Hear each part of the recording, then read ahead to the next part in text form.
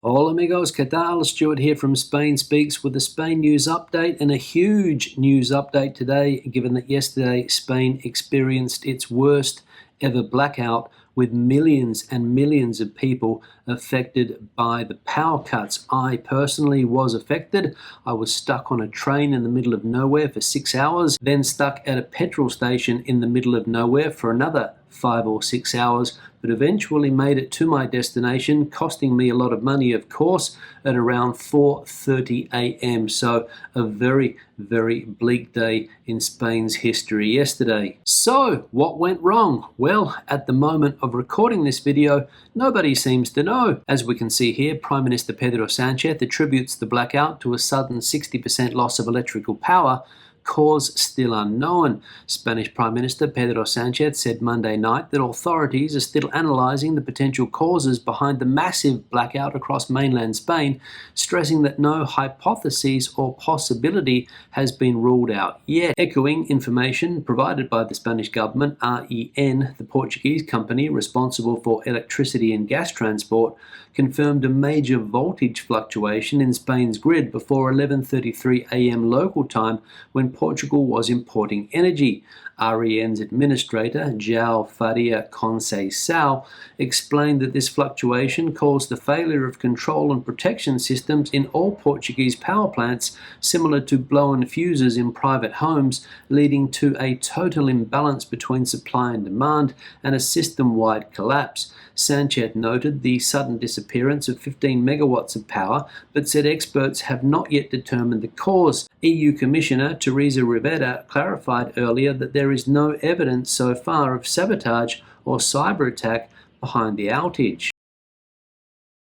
So there we go, mainland Spain yesterday completely blacked out, but authorities, as we saw there, still have no idea exactly what happened. However, according to former Spanish politician and current European politician Teresa Rivera, it wasn't a cyber attack. So that's good news. Second piece of news now, and lots of people wondering, no doubt, what the situation is today regarding electricity supply in Spain. Well, as we can see here, 99.16% of Spain's electricity demand restored. On Tuesday, Spain restored 99.16% of its mainland electricity demand after a widespread blackout that began Monday at 12:30 p.m. Red Eléctrica confirmed that power production had reached 21.265 megawatts and all 680 transmission substations were back online.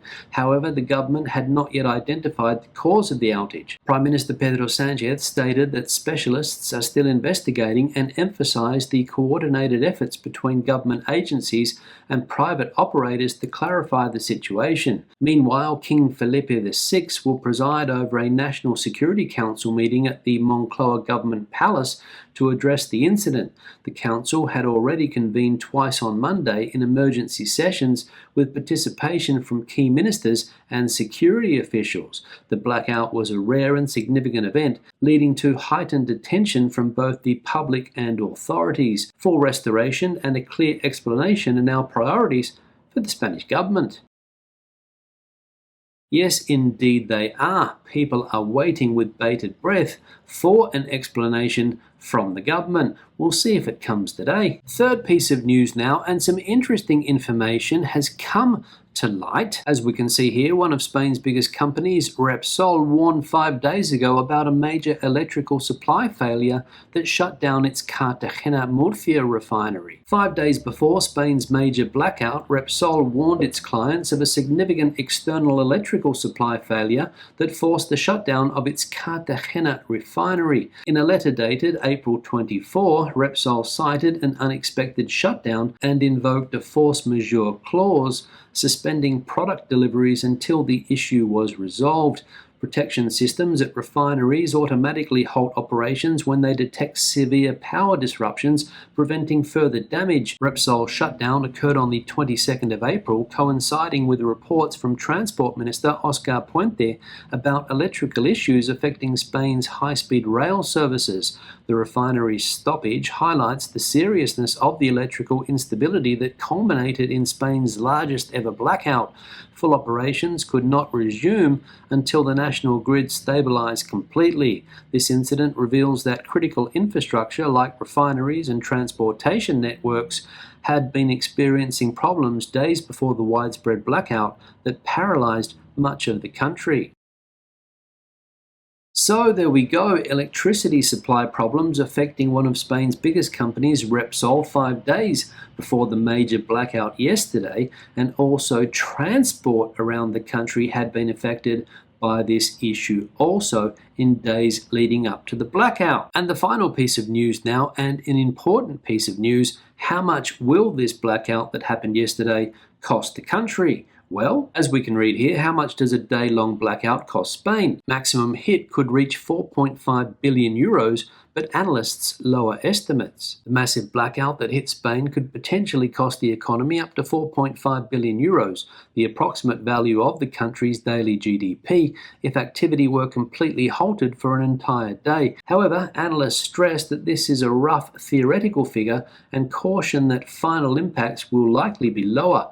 Economist Ángel Talavera from Oxford Economics explains that, much like during the early COVID-19 pandemic, assessing the real cost depends on how much economic activity was interrupted and for how long. If the blackout only affected half a day or part of the economy, losses would be proportionally lower, around 2.25 billion euros for a half-day halt or 1.1 billion euros for a 6-hour disruption. The blackout not only caused traffic jams and public confusion, but also shut down businesses, offices and factories across Spain for hours, raising concerns about the broader economic implications of prolonged infrastructure failures. So there we go, the hit to the Spanish economy will be huge, potentially 4.5 billion euros, but analysts a bit more optimistic, saying that it could be around 1.1 or 2.2. But in any case, it's a lot of money, and fingers crossed it doesn't happen again anytime soon. Now, as I mentioned at the beginning of the video, I was a victim of this power outage yesterday. I was traveling between Madrid and Andalusia, and of course the train at around 1:30 p.m. came to a halt, and nobody knew exactly what was going on at first. A lot of people thought that the train had broken down, which has happened in the past.